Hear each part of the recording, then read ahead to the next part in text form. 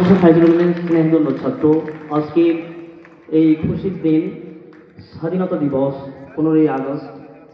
এই দিন উপলক্ষে আমাদের স্নেহধন্য ছাত্র, দশম শ্রেণীর ছাত্র মোহাম্মদ হাফিজ নাসিম ও আসবে এবং আজকের এই দিন সম্পর্কে তার বাংলা ভাষায় বক্তব্য পেশ করবে।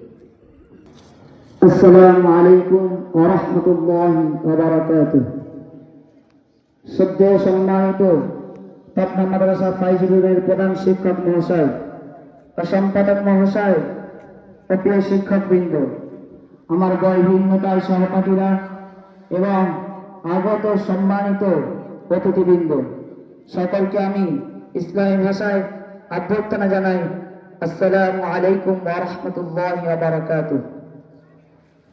বন্ধুগণ, ভারতের স্বাধীনতা সংগ্রামে ওলামায়েদের অবদান, কিন্তু আজ আমাদের দেশে স্কুল কলেজ ইউনিভার্সিটির ছাত্র শিক্ষকদের যদি প্রশ্ন করা হয় এই দেশ ভারতবর্ষ স্বাধীন করার পেছনে কাদের অবদান, কাদের ত্যাগ আত্মবলিদানে এই দেশ ভারতবর্ষ তার কাঙ্ক্ষিত স্বাধীনতা অর্জন করেছে, তো সকলে এক বাক্যে উত্তর দেবে বিনয় বাদল দীনেশ, ক্ষুদিরাম সুভাষচন্দ্র বসু ও মাতঙ্গিনী হাজরা, এদেরই অবদানে এই দেশ ভারতবর্ষ তার কাঙ্ক্ষিত স্বাধীনতা অর্জন করেছে।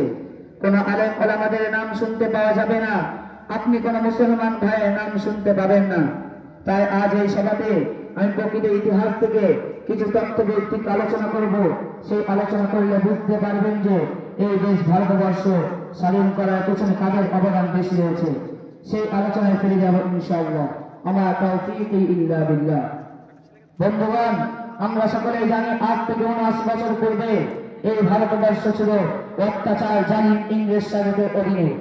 ইস্ট ইন্ডিয়া কোম্পানি ইস্যু করে ভারতবর্ষে এসেছিল ব্যবসার অনুমতি নিয়ে, কিন্তু তাদের উদ্দেশ্য ছিল ব্যবসা করা নয়, বরং তাদের উদ্দেশ্য ছিল ভারতবর্ষের মাল ধন সম্পদকে লুণ্ঠন করে নিজেদের দেশে নিয়ে যাওয়া।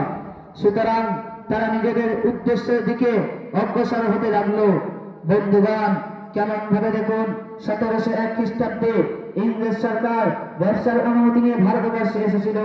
সেই সময় ভারতবর্ষের বাদশাহ ছিল বাদশাহ জাহাঙ্গীর। বাদশাহ তাদের মনোভাব বুঝতে না পেরে ব্যবসার অনুমতি দিয়েছিলেন এবং তাদের প্রতি সুধারণা রেখে 500 বর্গ কিলোমিটার জমি